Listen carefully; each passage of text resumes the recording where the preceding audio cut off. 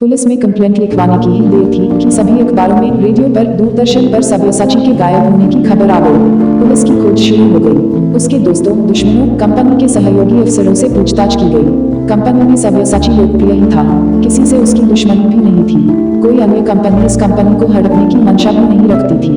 फिर अस्पताल गए, हो सकता है अति थकान के कारण सब्यसाची कहीं गिर तो नहीं गया, मगर कोई लाभ न हुआ। शची का रो रो कर बुरा हाल था। निकटतम रिश्तेदार भी आ गए थे, बच्चे अलग परेशान थे। बड़ा बेटा लगातार टेलीफोन के पास बैठा रहा और छोटा बार बार पुलिस थाने जाकर पूछा था कि उसके पापा की कोई खबर तो नहीं आई। अब एक ही अनुमान लगाया जा रहा था कि हो न हो सब्यसाची का अपहरण ही किया गया होगा। फिर यदि वे धन की मांग करे तो, यदि कंपनी के कोई भेद मालूम करना चाहे तो, मगर अपहरणकर्ताओं की ओर से कोई फोन ही नहीं आया। एक दिन बीत गया, घर में किसी ने भी खाना नहीं खाया। दूसरा दिन भी बीता। आज समाचार पत्र में और टीवी चैनल्स पर बस इतना कहा गया कि सब्यसाची की अब तक कोई खबर नहीं मिली है। तीसरा दिन, लगता था कि सभी प्रचार प्रसार के माध्यम सब्यसाची को भूल गए हैं। फिर तो दिन बीतते रहे, सिर्फ परिवार वालों को छोड़कर कोई भी उसके लिए परेशान नहीं था। और फिर एक बार फिर अखबार में सब्यसाची की फोटो छपी। वह लौट आया था सकुशल। परिचितों, सहयोगियों का तांता लग गया उसके घर।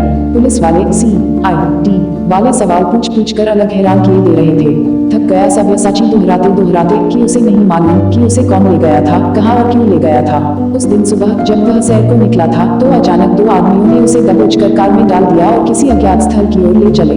सब्यसाची को पीछे की सीट पर लिटा दिया गया। वह उठ नहीं पाए, इसलिए वे ही दोनों जिन्होंने उसे दबोच लिया था उस पर बैठ गए। लिहाजा सब्यसाची देख ही नहीं पाया कि उसे कौन सी जगह ले जाया जा रहा है। गंतव्य तक पहुंचने पर उससे एक बड़ी रकम की मांग की गई। यह आदेश दिया गया कि वह अपने घर वालों को फोन करके रकम पहुंचाने का बंदोबस्त करने के लिए कहे। सब्यसाची बोला कि यदि वह अपना घर और घर की एक एक चीज भी बेच दे तब भी इतनी रकम प्राप्त नहीं कर सकता। अपहरणकर्ताओं ने यह सोचकर कि सब्यसाची की सांपत्तिक स्थिति का उन्होंने गलत अंदाज लगा लिया था, उसे आजाद करने का फैसला कर लिया। उसे एक ट्रेन में बिठा दिया गया। जब कुछ देर बाद सब्यसाची कुछ संभला तो उसने खिड़की से झांक कर देखा और यह अनुमान लगाया कि वह कलकत्ता से अधिक दूर नहीं है। हावड़ा स्टेशन आते ही वह उतर गया और टैक्सी से अपने घर चला आया, बिना किसी खरोंच के, बिना किसी भय के लक्षण को ओढ़े। पुलिस एवं पत्रकारों के प्रश्नों के उत्तर देते देते वह इतना थक गया कि उसकी जीभ लड़खड़ाने लगी, आंखों के सामने अंधेरा छाने लगा, वह बेहोशी के आलम में जाने लगा। शची ने प्रार्थना की कि उसके पति का मानसिक तनाव समाप्त होने तक उनसे कोई प्रश्न न किए जाएं। वे थक गए हैं, उन्हें आराम की सख्त जरूरत है। सभी चले गए। सब्यसाची ने लंबी तान ली। करीब 2 घंटे बाद वह उठा तो देखा कि बच्चे अपने अपने काम पर चले गए हैं। रसोई घर से सोंधी सोंधी खुशबू आ रही है।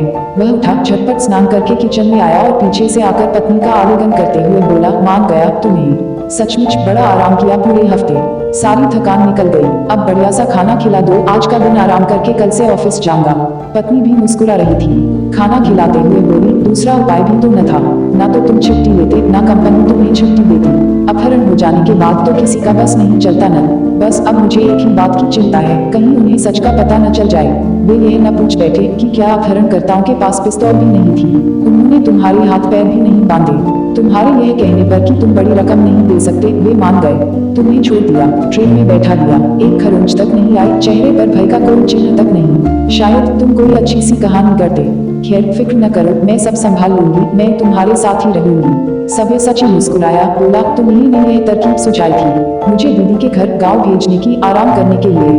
अब तुम ही सब संभालना, तुम्हारी बुद्धि पर मुझे पूरा भरोसा है। इतना कहकर मैं चुप हो गया। विक्रम भी सोच में पड़ गया।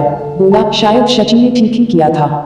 जब घी सीधी उंगली से न निकले तो कुछ न कुछ करना ही पड़ता है। तुम्हारा क्या ख्याल है? शायद तुम ठीक कह रहे हो विक्रम, मैं कोई और जवाब दे ही नहीं सकता था।